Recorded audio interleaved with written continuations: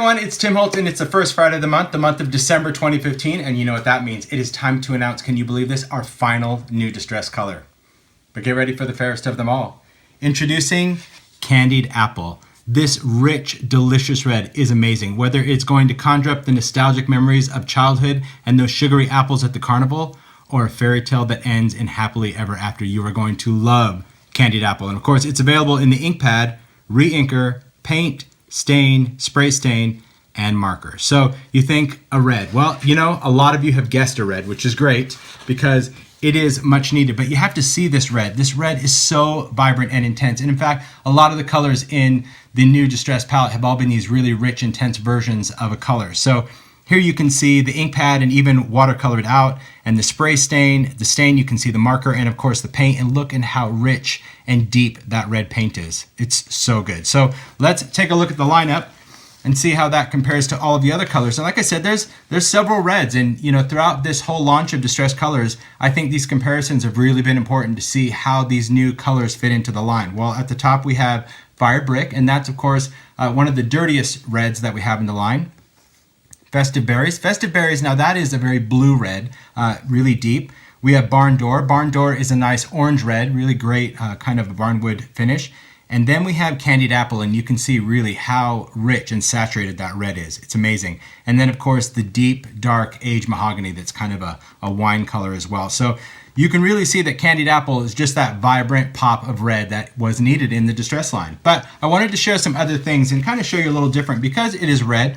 I wanted to do some other comparisons. So if you love watercolor, this is just a swatch of the Distress marker so you can see how great it watercolors. Of course, we see Fired Brick and Festive Berries and Barn Door, and you can see all of those watercolor to a different shade. But in Candied Apple, it was really important that even when you watercolor with this, it stays that really bright, intense red, which is really nice. And then of course, we see aged mahogany. So to take it one step further, in addition to all the comparisons, I wanted to take it through one by one to really show you how it compares to each specific red. So here we can see Candied Apple, that's at the top, and this is Fired Brick. So you can really see the difference in that intense red to that dirty Fired Brick. Then we've got the next comparison. This is Festive Berries, and although this may look very similar, you can see here at the bottom, Festive Berries is definitely a bluer red. It's much deeper, you know, kind of that Christmas berry, and you can see Candied Apple is just that true, intense, really vibrant, saturated red. Then we compare it to Barn Door, and there again, Barn Door, we've got that kind of yellow tone to that red, not nearly as saturated, as intense as Candied Apple is on the top, so you can see that comparison. And then of course, aged mahogany. Well, there's no real similarities there, but we can really see a nice contrast, which would make really great blends with that. So speaking of blends, let's get into that and show the blends of colors. And I had a really good time with these blends because I wanted to show a lot of different colors with red. So here, this first one, we've got Abandoned Coral, so that's going to be the pink here with Candied Apple. And I really love this Abandoned Coral because that, of course, is that pink color that we launched earlier this year, mixed with that deep red of Candied Apple. So nice.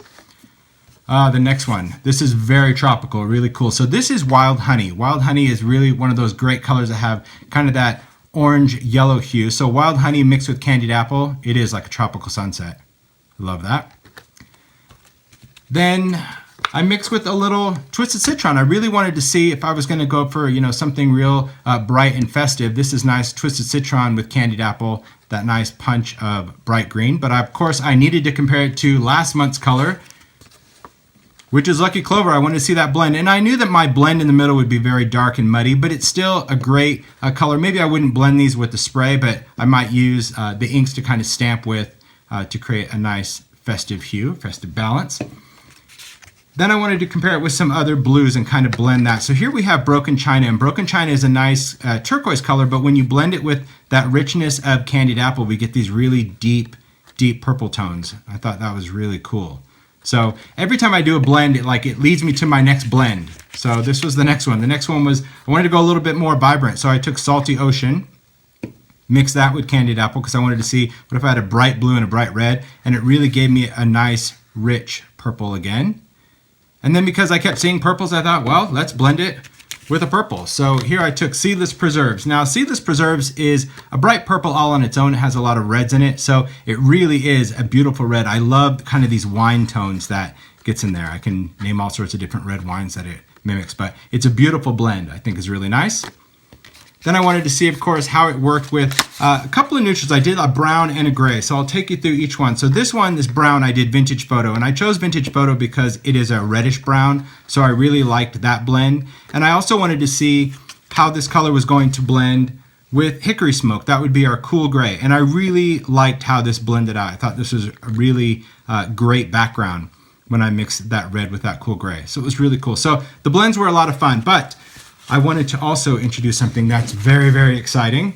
So for those of you that have obviously been following, we have always released the mini the month following the color announcement, but this time Ranger has made it so great for the holidays that we are launching the final mini kit the same time this color launches. So if you've been collecting the minis all year and you have to wait that extra month to get them, you don't have to wait this time because these minis are also shipping with this new Candied apple. So I think that's really exciting that if you want to kind of finish your collection for the year, you're able to pick up that mini kit that has those final 4 colors that we've released. So just wanted to take you through and really show you because it is nice to finally see all 12 colors together.